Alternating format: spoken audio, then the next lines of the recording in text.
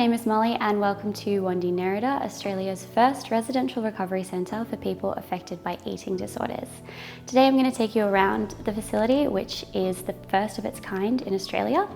So what we do here is we are a residential stay, which means that our participants will be here for around 60 days and they'll recover, do some therapy in a lot of different disciplines and ultimately emerge here with recovery as a reality, which is our mission here at Wandi Nerida, to make recovery a reality. Over here is our sign, which explains the story behind our name, Wandi Nerida, which was gifted by the local Indigenous tribe. We are located on Gubbi Gubbi land, and Wandi Nerida essentially means gather together to blossom. And if you follow me now, I'll take you on a tour of the facility.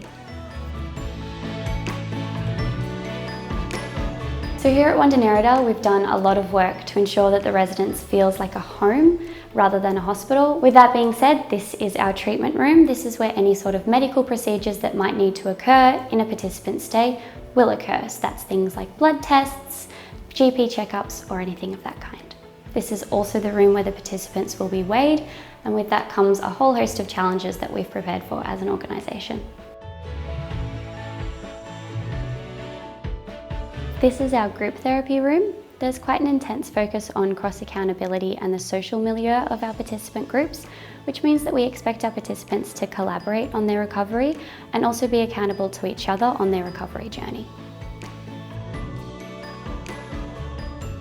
So this is our transition out room. About 48 to 72 hours before our participants graduate, they'll come down here, they'll move out of their room upstairs, which is shared, and back down here, and that's to give them the opportunity to reflect, and it's a little bit of a reward as well. You have the lovely view, your own bathroom again, and we anticipate that people will come here individually. Everyone's recovery journey looks a little bit differently, progresses at a different rate, so we just need the one room for this. With that being said, it's really about transitioning from upstairs, where you have a roommate, a nurse's station close by, to down here.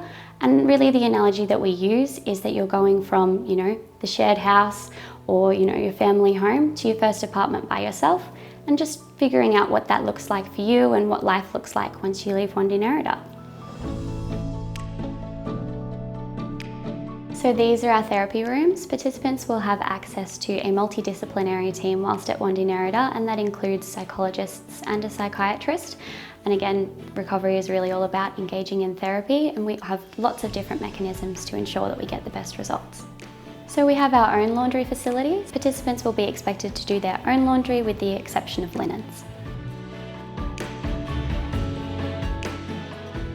Upstairs we have the nurse's station as well as the participants' bedrooms.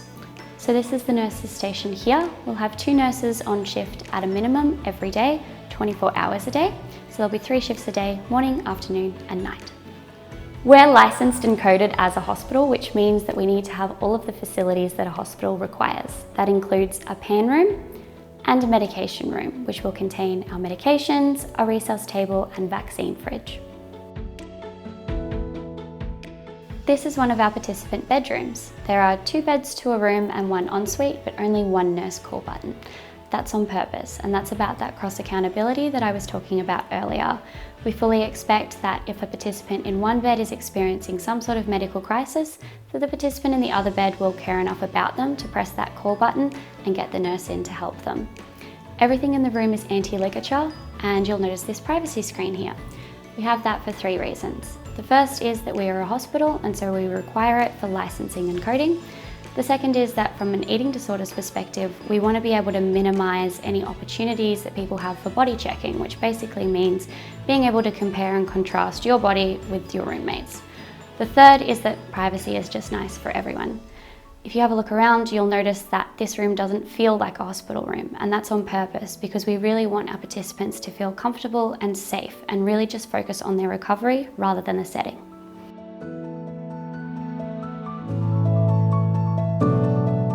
Most of our participant bedrooms have 2 beds to a room. The only exception to that is this room in here. This room is a single bed and exists for a couple of different reasons. For context, when Wandi Nerida was originally envisaged, it was envisaged as a female-only facility, and that's largely just because eating disorders disproportionately affect women. With that being said, the decision was made at the board level that they wanted to be able to cater to everybody. And by everybody, we do mean everybody, which means that not only is this room for somebody who identifies as male, and maybe the only male in the facility at the time, but also for people who identify as non-binary and trans and may not necessarily feel comfortable sharing a room with somebody who is cisgendered. This bed is also bariatric, which means it supports up to 300 kilos. Eating disorders manifest at all different weights, not just really thin, and so it's important that we're able to help everybody, not just what people think eating disorders look like.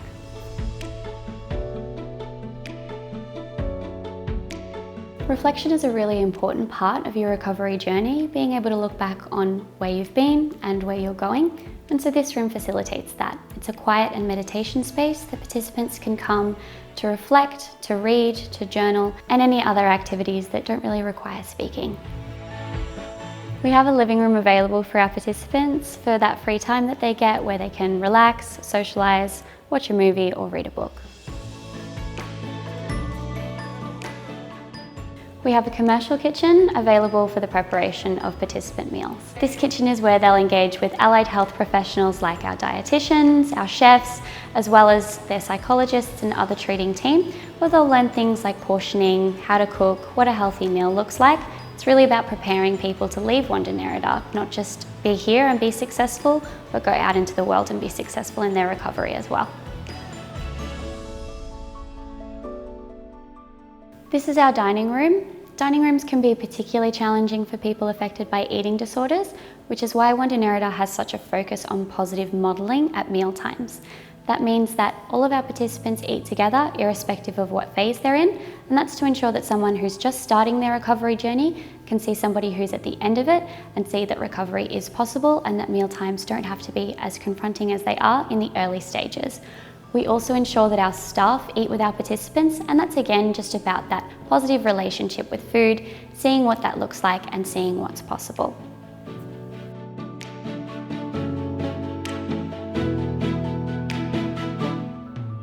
This is our welcome room. It can be quite confronting to drop a loved one off at a mental health facility, and so this room exists to adjust the family. They'll sit here with a clinician and learn about what the journey looks like from now until graduation.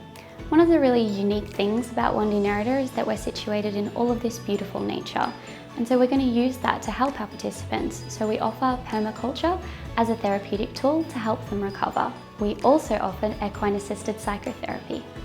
Thank you so much for letting me show you around today. If you need any more information, you can find it on our website, and if you need to get in touch, you can always find that information on the Contact Us page.